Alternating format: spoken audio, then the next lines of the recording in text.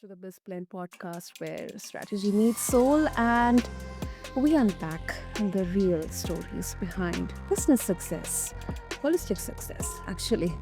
I'm your host, Sana, and today's episode is for anyone who is tired of chasing algorithms, probably burning money on advertisements, or wondering why their brand or their business isn't gaining any traction.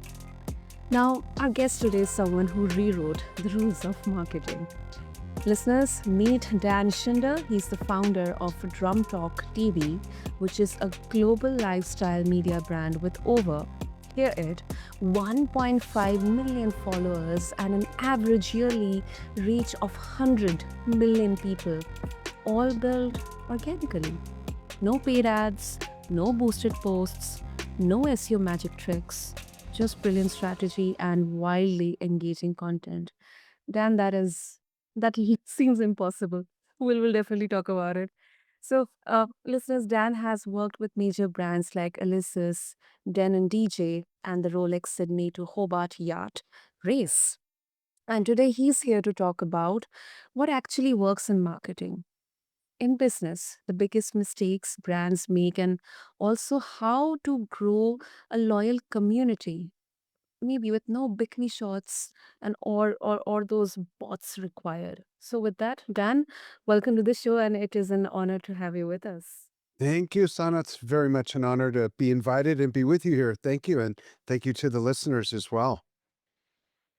Okay, Dan, before we even talk about your journey, I guess people will be wondering how exactly it is possible that without any paid ads or boosted posts or any SEO, just on the basis of strategy and engaging content, how did you reach out, or how did you build that community of 1.5 million followers, and then you reach of 100 million people? It's just wild. It is wild. And I think, like I don't take it for granted, but whenever I hear it in an introduction, I say to myself, wow, that's quite a lot.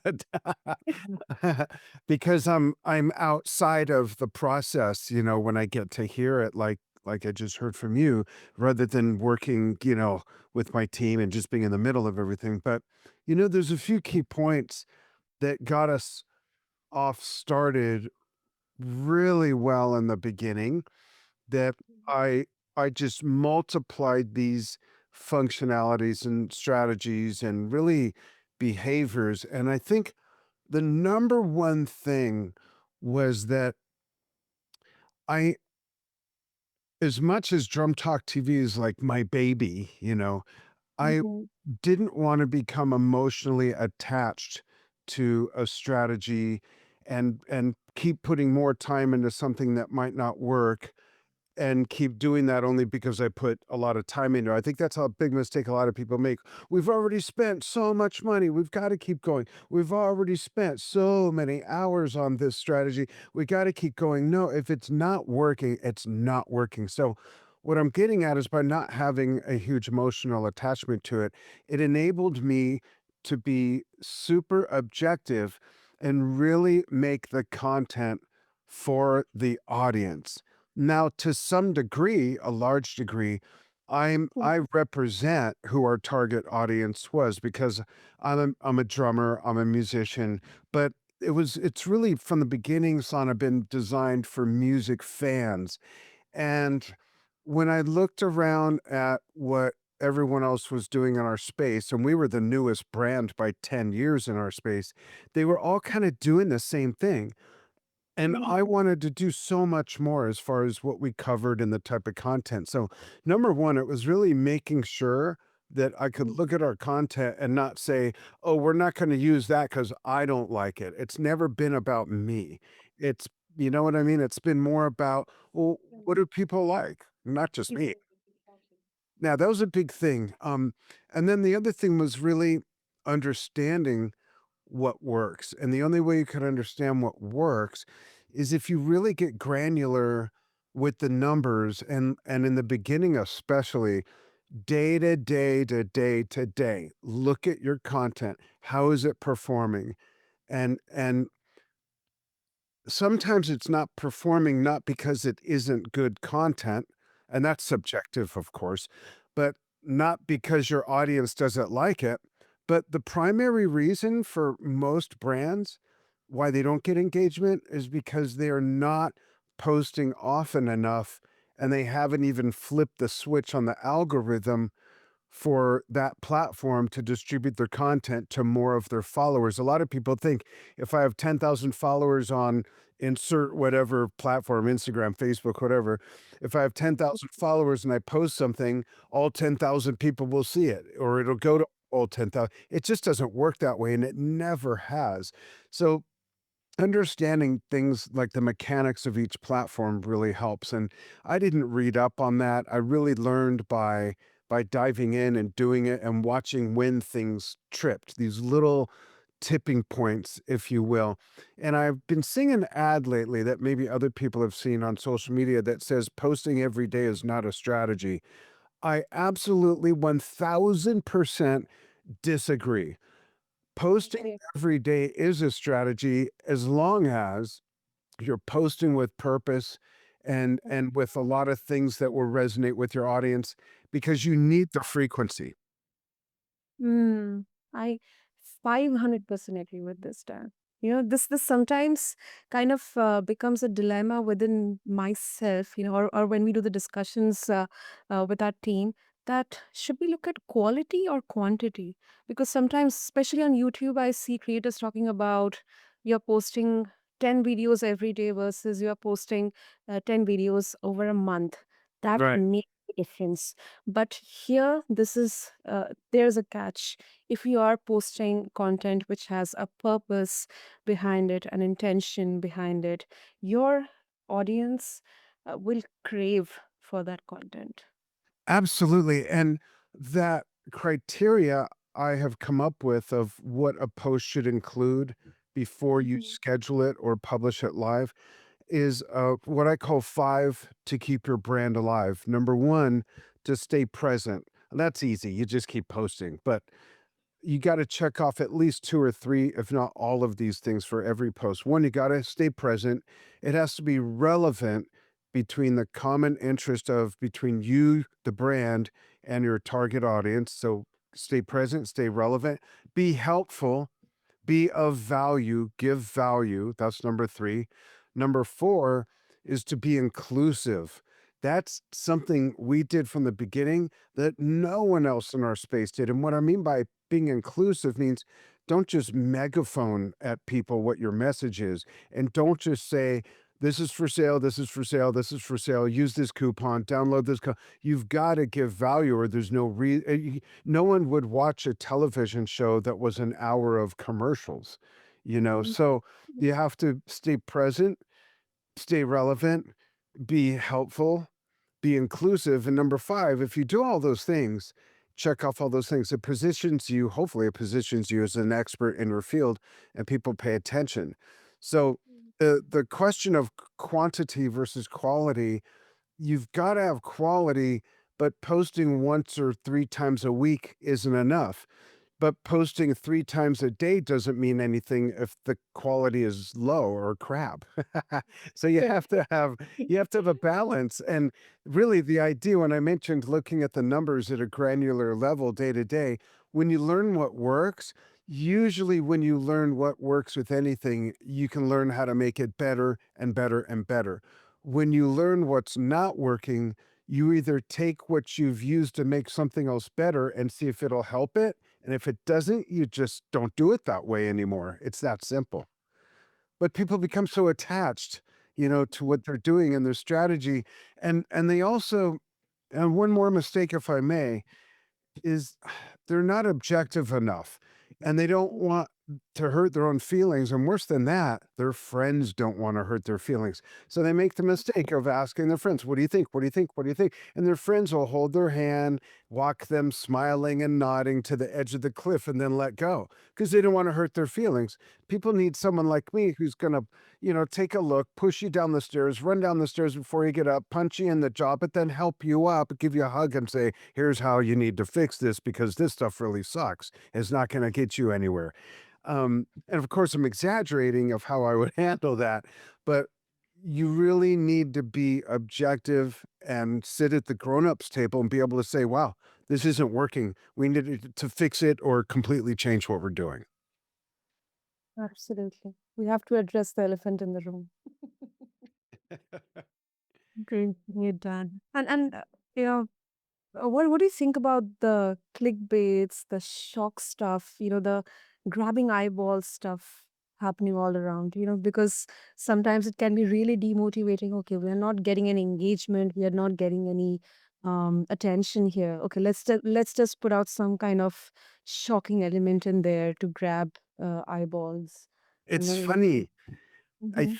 I think, Sana, that's a great question because there's a borderline between what is clickbait and shocking for the sake of being clickbait and what is really genuinely aha or whoa, so it's hard to say like where is that line, and I think that in part depends on what is the brand, what is what are they delivering to their audience, and are they being genuine and authentic, and I think that's the line. So an example of something I've seen lately is there's a lot of misinformation in the entertainment industry, for example, and I'm sure everywhere, but in the entertainment industry, for example, um, my wife was seeing me getting frustrated and yelling at my phone because I was seeing posts that were saying Led Zeppelin is going to do a 2025 reunion with Jason Bonham, the late John Bonham's son. And I'm saying this is BS. This is not happening. It's just completely fake news. So she said, "Well, why do people do it?" And there's other examples like this, like the AI videos of some big four-wheeler truck driving over other cars and escaping the cops. Why do people do that? The reason why is because most the platforms pay for engagement. So with fake news, like a Led Zeppelin reunion, is going to get people's is get people I look at those posts, there's like 800 comments of people saying this is BS, admin, pull this down, all these things. But the person that posted it is probably making $300 off that one post because it has 900 comments. And people aren't diligent enough in running these lifestyle groups on Facebook and whatnot to just not allow that stuff through. They're not gatekeeping enough. But that's why people are doing the clickbait. They're actually making money from it. Um, but I think that if you have no matter what you do, whether you're in entertainment or health and wellness or food or anything, if you have a helpful message, or in our case, some of our stuff's helpful, but most of it's for fun. It's entertaining. If the world has ever needed more fun to temper all the craziness going on, that's now. So, my point is if you're authentic and you have a great message and you cater to what your audience wants and needs, you'll achieve this success. You don't need fake news. And by the way, what your audience wants and needs is not going to be the same thing for all of them. They've all come to you, but they're still all different. So you have to understand what you have and what you have to deliver is not going to be a one size fits all just because they came to you because you have a gardening channel or a food channel, or in our case, a music channel, things like that. You really have to diversify within your own ecosystem of content to cater to people differently, even though they came to you for the same interests. Okay. Okay. And Dan, any unconventional tactic, any case study Yeah. that you would like to share for Drum Talk TV? Why it worked? Uh, obviously. um, well, let's see. I had an answer, but then when you said the why it worked, I'll get to what my first thing was going to be. I really think that it's because I didn't I think the biggest mistake right now in content marketing is that everyone's copying what everyone else is doing, and I mean strategically. Everyone's copying what everyone else is doing because that's what everyone else is doing, so they think it must be the right thing to do. But everyone's copying the person that's failing the test. It's the herd mentality that's watering everything down, and it's just more and more and more not great content out there or not the right strategies. And I'll give you an example, and this is where I was going when you started to ask like any off the wall strategies. My biggest one is the whole hashtag thing.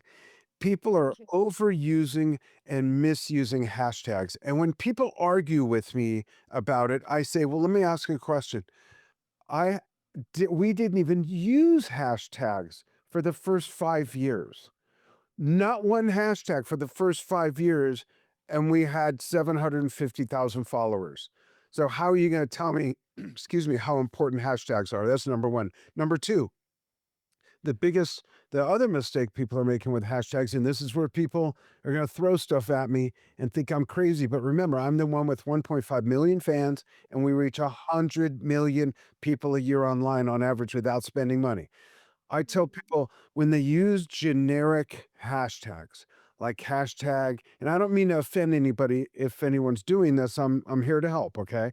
But like in music, hashtag rock, hashtag drums, hashtag concert, hashtag jazz, or in business, hashtag entrepreneur, hashtag podcast, hashtag thought leader, hashtag whatever. In automobiles, hashtag Corvette, hashtag Ford, generic hashtags do nothing for a post. Nothing for a post. And here's why. This is where people are like, okay, this guy is way out to lunch. Think about this for a moment, folks. This is where uncommon sense and logical thinking comes in, okay? Let's say we use hashtag entrepreneur. Let's pick a popular hashtag. If Mhm. 400,000 people on YouTube, or a 400,000 people on Instagram, or a 400,000 people on Facebook, for example, or X or whatever, are using hashtag entrepreneur once in 1 week, that's 400,000 posts with the hashtag entrepreneur. So I ask people, how do you think it's going to help your post if you use hashtag entrepreneur? And no one's been able to give me an answer because there isn't one. They think it's going to ride some magical wave and their post is going to be discovered somehow through some magical pixie dust because it's, quote, trending. But if there's 400,000 other posts out there that week with that hashtag, it's just another grain of sand on that beach. And folks, if you don't believe me, search a popular hashtag of your own, a generic hashtag that you've used, and see how many of your posts come up. And if you do it on your own device, you might get a post or three of your own because it's cached. But hopefully this logic makes sense. So, A, we didn't use hashtags the first 5 years and we had 700 and something thousand followers. And when we did start using them, we brand them. So, for instance, if we're going to use, let's just take music as an example. Our company is Drum Talk TV. So, if we take the acronym DTTV, or the Mhm. initials DTTV. If we're talking about jazz, if we're talking about rock, if we're talking about concerts, if we're talking about music news, we put DTTV in front of it. Guess what? No one else is using that post. I mean, that hashtag. That means if someone searches that hashtag or clicks on it, it's only going to bring up Drum Talk TV's post. Now, there's another benefit in the back end in Meta for Facebook and Instagram, or in the back end of any other platform, we can search our own hashtags and see which posts are performing better, and then analyze that and say, oh, well, this one's doing better because Sally did the interview instead of Dan, and Sally's much better looking and better well spoken than Dan. So that's why that one did better. Or it was a bigger artist, or the playing in it was just better. And that's the benefit of using branded hashtags so that you can search them on your own and see how they're doing, but so that it only ties your content to your content. And it's not just hashtag entrepreneur getting lost in a sea of hundreds and thousands. How many posts do you think over the last, let's just say 2 years, have hashtag entrepreneur on Facebook, Instagram, YouTube, Yeah. LinkedIn, X? Mhm. So if someone Googles it, they're gonna pull up, results from every platform where it's ever. I mean, the whole thing's funny, but people are doing that because everyone's doing it. That's what I must do, what everyone's doing. Doesn't That's not strategic. Wow. This is golden. This is golden, Dan. And, Thanks. and I think the same with the keywords as well. If we talk about SEO stuff and all or If ads. Yeah, that's a good question because the interesting thing about, YouTube is that, they used to have meta tags that worked a certain way, and then they got rid of those. So really, your quote SEO should go into the title and description of whatever the content is.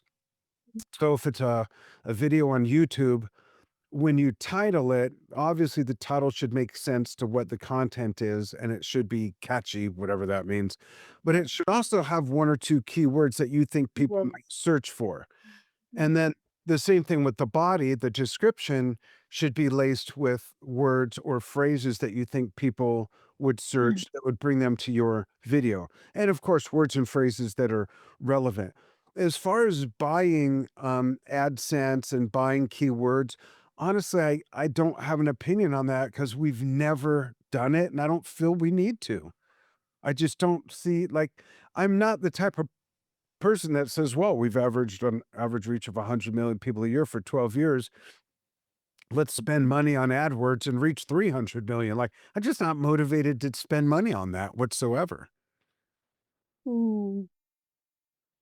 Brilliant, brilliant, Dan. So, unfortunately, we have a time constraint, but for our listeners, especially all the entrepreneurs and founders out there, what advice can you give to someone who has turned their passion into a brand, but they are feeling kind of clueless or stuck trying to scale it into a sustainable business? Say that again? Sorry. Right. I wanna make sure I understand. Okay, what advice would you give to someone who has turned their passion into a brand? Hmm. They are kind of clueless, in how to scale it to a sustainable business. Number 1, always be learning. I'm 62, and I listen to 3 audiobooks on business a month, and I listen to them twice in a row. Always, always be learning. Always learn from people. Never learn from someone who hasn't done what you want to do. If people are telling you that won't work, don't.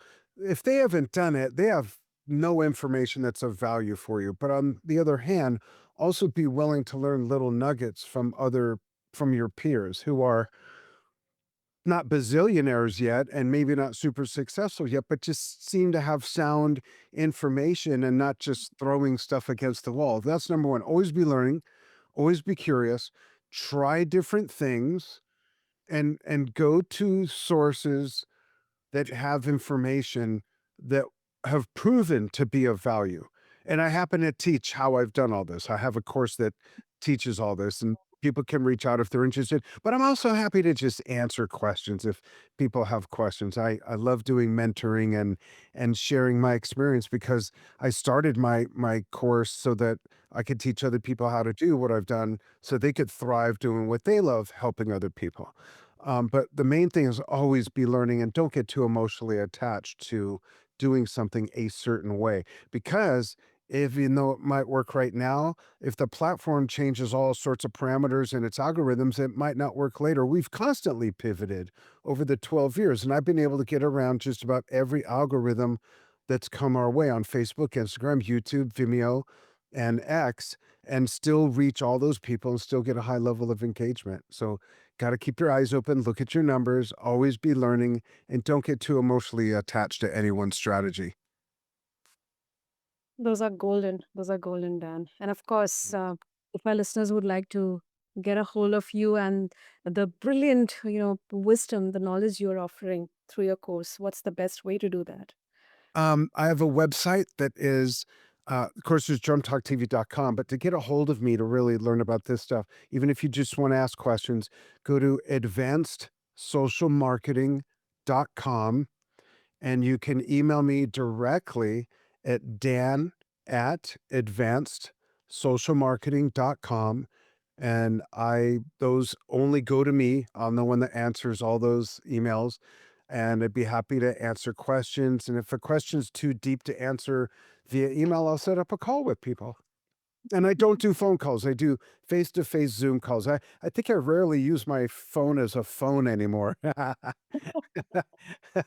So I'm really accessible and happy to help people out, no matter where you are in your journey, because um, we can all help each other. You know.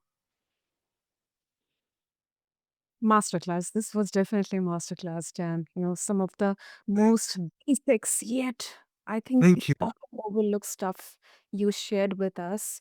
And thank you so much for proving that you just don't need to chase trends or hashtags to build something timeless. I think we need to lead with value, creativity, Yes. of course, consistency. Absolutely. Value, value, value. Thank you. To all the listeners, if you are looking to grow your brand or rethink your strategy or maybe do a course correction in between or finally stop throwing money at ads that don't convert, just refer to the show notes. I'll have all the links in there, which Dan shared along with this episode on your favorite podcast platform. And of course, until next time, keep blending strategy with heart right here on BizBlend. Thank you.